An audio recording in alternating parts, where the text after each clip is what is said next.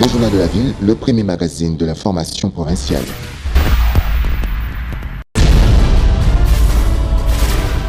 Tout de suite, le journal.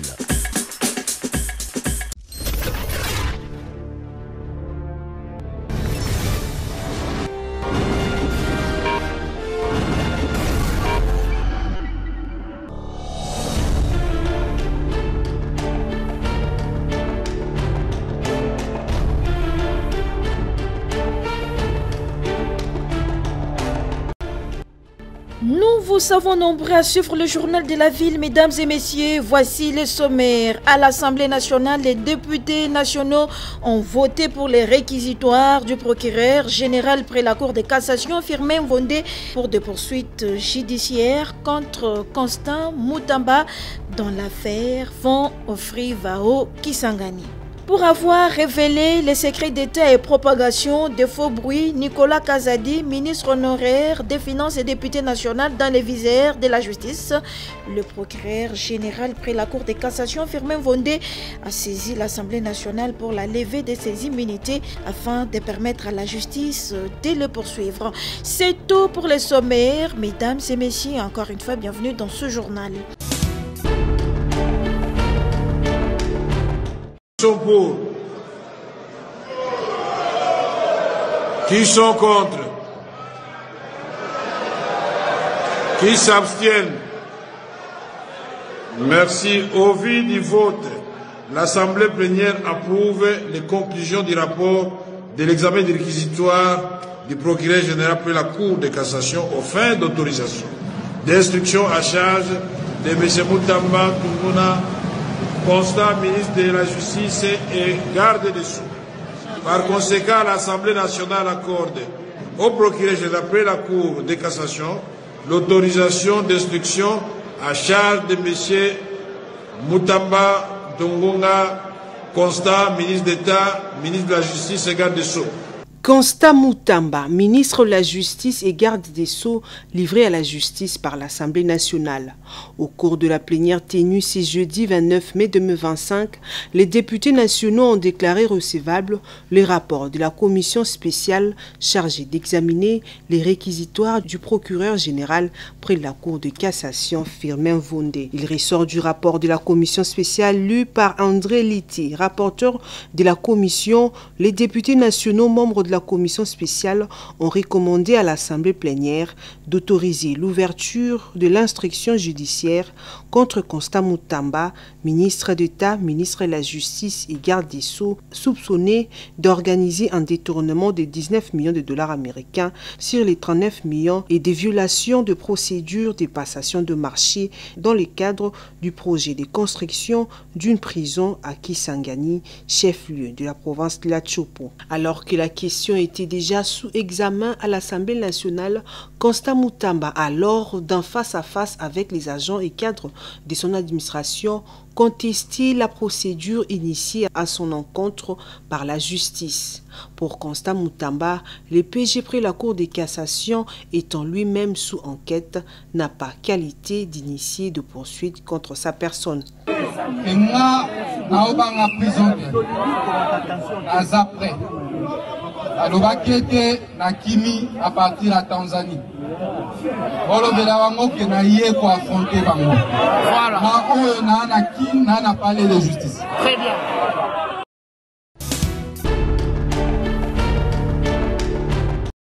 Le procureur général près la Cour de cassation Firmin Vondé a saisi les bureaux de l'Assemblée nationale pour obtenir l'autorisation de l'instruction judiciaire contre le député national et ancien ministre des Finances Nicolas Kazadi. Les réquisitoires du PG de la Cour de cassation a été lu à la plénière de ce jeudi 29 mai 2025. Selon le réquisitoire lu par Jacques Njoli, rapporteur de l'Assemblée nationale, il est reproché à l'élu de Miabi dans les Kasaï orientales l'infraction des propagations des faux bruits et la divulgation des secrets d'État.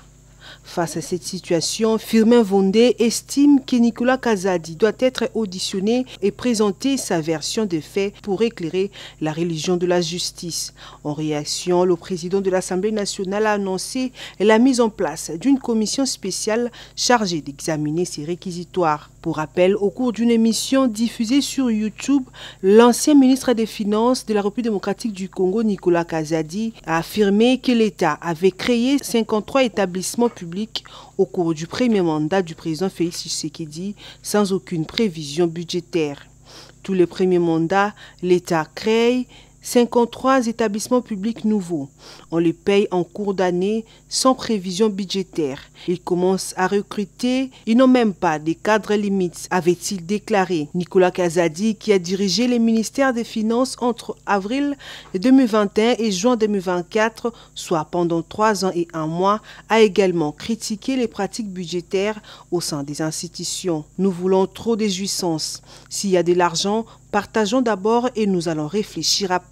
L'argent du projet est arrivé, on se les partage d'abord et on va réfléchir plus tard. C'est ça le problème, a-t-il dit. Il a rappelé avoir porté le budget national de 4 milliards de dollars à 16 milliards de dollars américains durant son passage au gouvernement. S'agissant des dépenses du Parlement, Nicolas Kazadi a révélé une forte hausse entre 2017 et 2023. Pour le Parlement de 2017 à 2018, c'était environ 5 milliards de francs congolais par mois. En 2023, c'est autour des 45 milliards de francs congolais, a-t-il indiqué. L'ancien ministre a reconnu que cette situation était suivie au plus haut niveau de l'État. On en parle même dans les conseils de sécurité, mais ce n'est pas facile.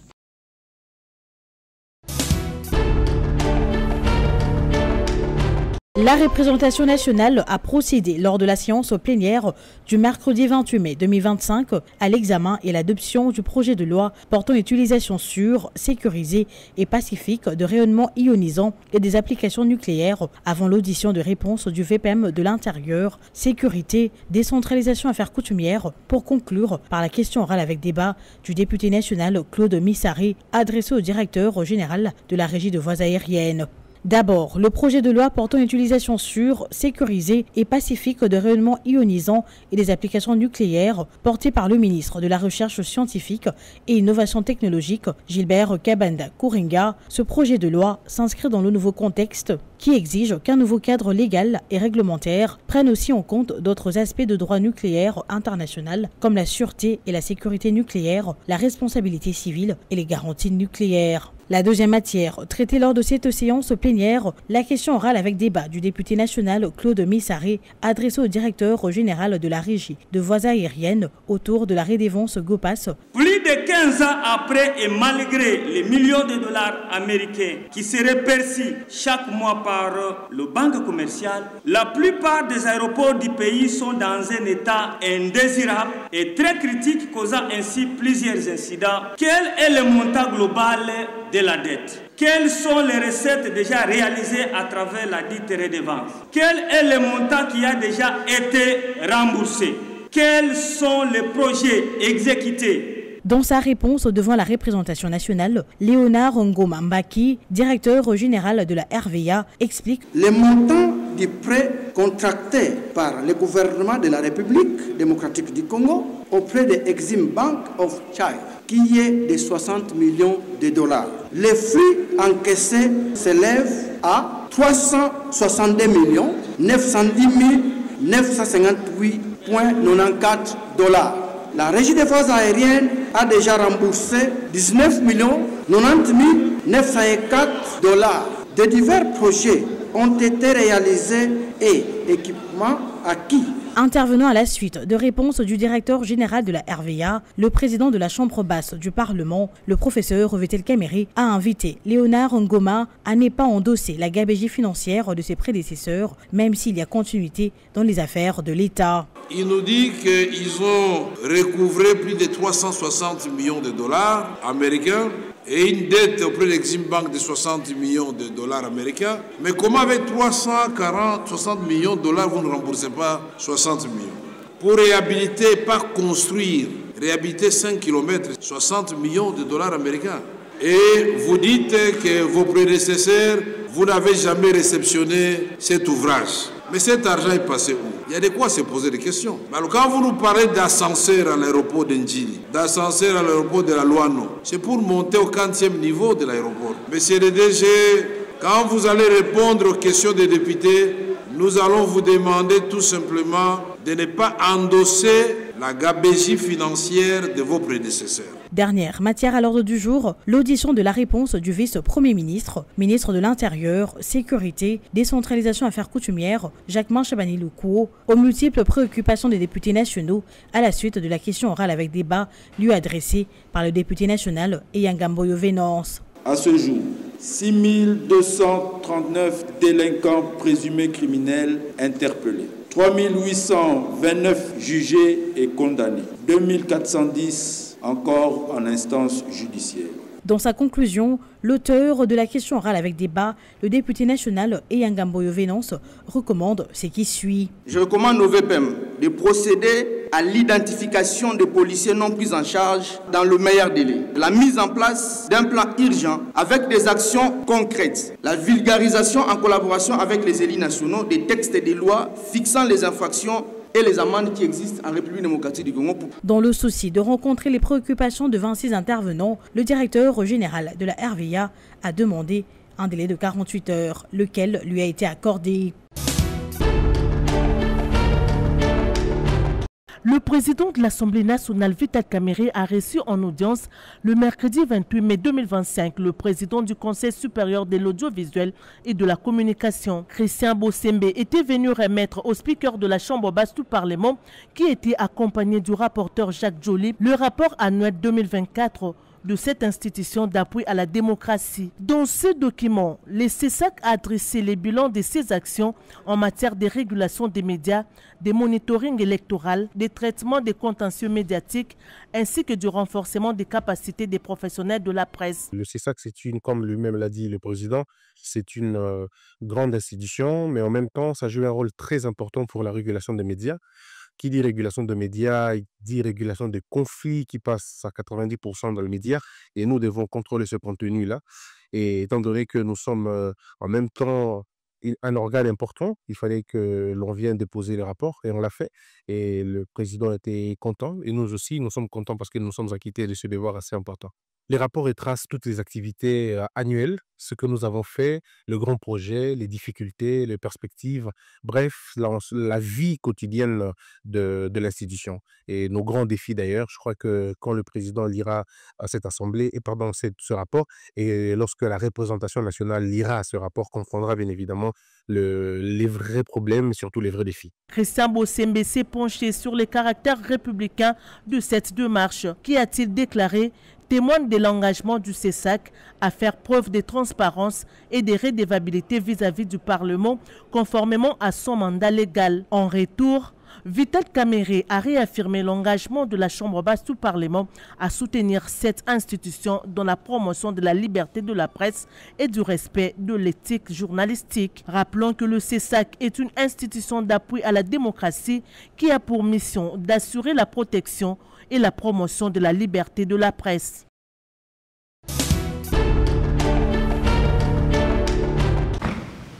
Cela fait 12 ans, jour pour jour, depuis que 11 pays, essentiellement les pays voisins de la RDC, créaient le mécanisme régional de suivi de l'accord cadre d'Addis Abeba pour la paix en RDC. 12 ans après, les objectifs sont loin d'être atteints. Bien au contraire, la situation s'est détériorée avec l'occupation d'une partie de la RDC par le Rwanda. C'est dans ce contexte que l'Ouganda a accueilli ses 12e sommets du mécanisme. Seuls des chefs d'État ont participé à ces sommets. Les sortants, Évariste Ndayishimiye et l'entrant Yoweri Museveni. Le chef d'État Félix Antoine Tshisekedi Tshilombo a été représenté par le ministre d'État aux Affaires étrangères, Thérèse Kayukwamba. Devant ces délégués de haut niveau, au nom des femmes et jeunes de la RDC, Mme Joséphine Kanga Kondé a livré un message pathétique. La nomination de 2 éminentes femmes au sein du groupe de facilitateurs pour le processus CAE-SADC. Cela marque une étape significative et louable vers la reconnaissance et l'institutionnalisation du leadership et de la participation des femmes dans le processus de paix et offre une occasion importante de garantir que la voix des femmes de la base soit entendue. Nous, femmes et jeunes de la République démocratique du Congo et de la région, Appelons à la mise en œuvre intégrale de la résolution 2773 pour un respect du cessez-le-feu dans les zones sous occupation. Demandons l'imposition d'un embargo sur les minerais exportés frauduleusement de la RDC aux fins de couper les sources de financement des groupes armés. Le président Évariste Ndayishimiye a tiré la sonnette d'alarme sur les risques d'embrasement de la région. Excellences, mesdames, messieurs, au moment où je vous parle, la guerre qui se vit à l'est de la RDC a atteint son paroxysme. Et si rien n'est fait, elle risque non seulement de s'étendre dans les autres provinces de la RDC, mais elle peut aussi embraser certains pays de la sous-région. Je voudrais d'abord rappeler les principes auxquels les pays de la région se sont engagés. Il s'agit de ne pas s'ingérer dans les affaires intérieures des États voisins, ne pas tolérer ni fournir une assistance ou un soutien quelconque à des groupes armés. Il s'agit aussi de respecter la souveraineté et l'intégrité du territoire et des États voisins, renforcer la coopération régionale, y compris à travers l'approfondissement de l'intégration économique, avec une attention particulière accordée à la question de l'exploitation des ressources naturelles. Il s'agit aussi de ne pas héberger ni fournir une protection de quelque nature que ce soit aux personnes accusées de crimes de guerre, de crimes contre l'humanité, d'actes de génocide ou de crimes d'agression, ou aux personnes sous régime de sanctions des Nations Unies. Et en fait, il s'agit de faciliter l'administration de la justice grâce à la coopération judiciaire dans la sous-région. Pour cette année, la présidence est confiée au doyen Yoweri Museveni. Il a la lourde charge de réussir là où ses prédécesseurs ont échoué. Chaque année, les chefs d'État du mécanisme se réunissent pour évaluer les avancées de ces mécanismes. Aujourd'hui, force est de constater que ce mécanisme a échoué car sur le terrain, la situation s'est détériorée avec l'occupation d'une partie du pays par l'armée rwandaise. Face à l'évidence signée en 2013, cet accord vise à promouvoir la paix, la sécurité et la coopération en RDC et dans la région des Grands Lacs, en mettant l'accent sur la résolution des conflits armés et la protection des droits humains.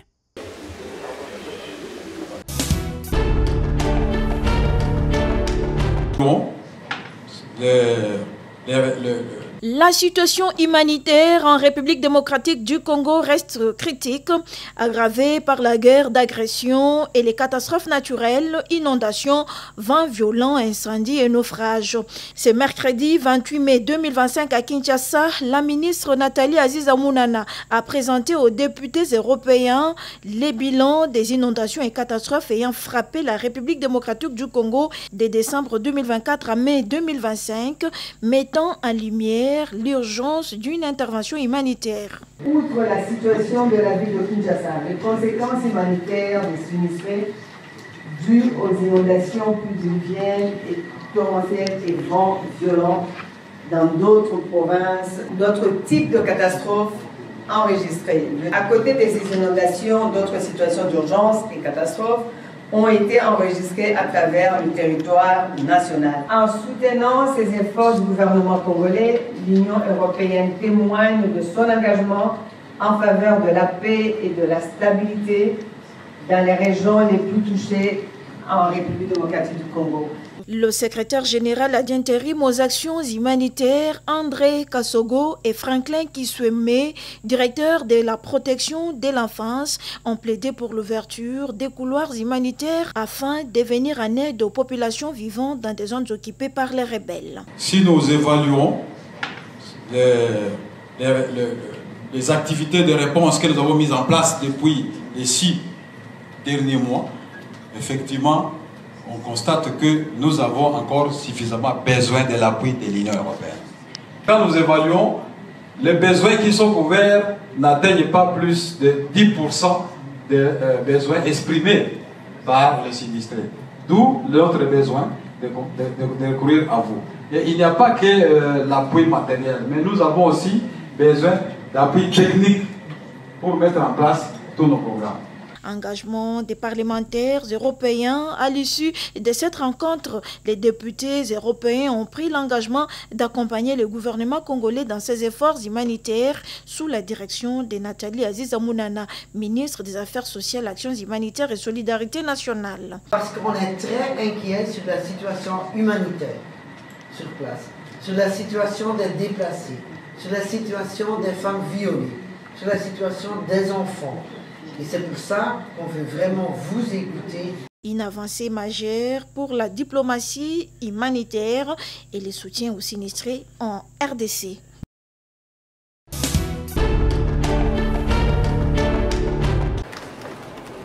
Ouverture à Kinshasa, capitale de la République démocratique du Congo, plus précisément à l'Université protestante du Congo UPC, du Centre des laboratoires informatiques STEM Power pour l'apprentissage développé des étudiants congolais. Faire là, c'est saisir le script qui vous permet d'avoir cette interface que vous avez souvent quand vous êtes devant votre ordinateur.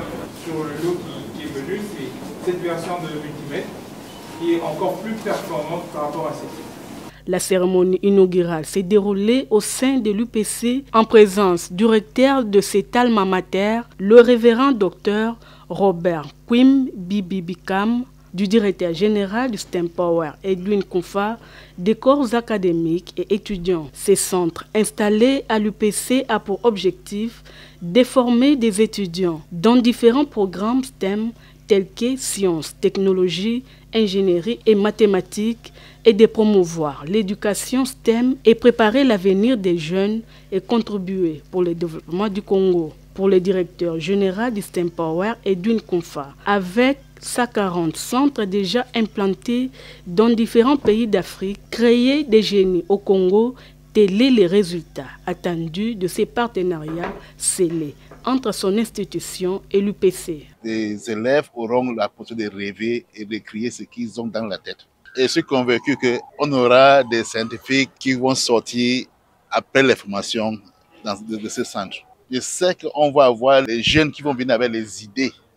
Parce que dans l'Afrique, dans les autres centres comme pareil, on a vu qu'il y a les jeunes qui ont certaines idées, mais il manque rien que l'endroit où il faut développer ces idées.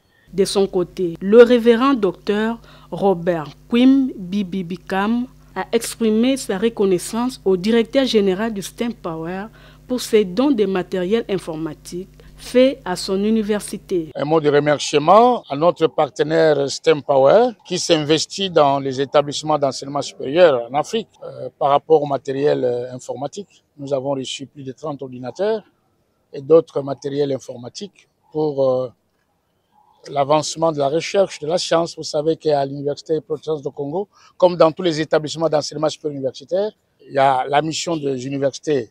Depuis les états généraux, on commence d'abord par la recherche. Ce n'est pas par la formation. La recherche, la formation et les services qu'il faut rendre à la société. Une visite guidée des différents locaux a été effectuée par le révérend recteur et ses hôtes, en commençant par les laboratoires Mekato, possédant différents potentiels pour la formation des étudiants. Puis, les visiteurs ont également visité le laboratoire Génie informatique qui servira de l'intelligence artificielle et création des sites web. Ici est de rappeler que cette inauguration intervient juste après celle du centre de Goma et Bunia. Les centres STEM Power seront implantés dans toutes les 26 provinces de la République démocratique du Congo dans les jours qui viennent.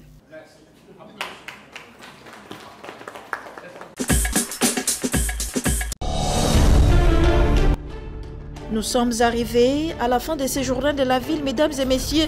Merci de l'avoir suivi. Le prochain rendez-vous est fixé pour ce vendredi. Et d'ici là, portez-vous bien.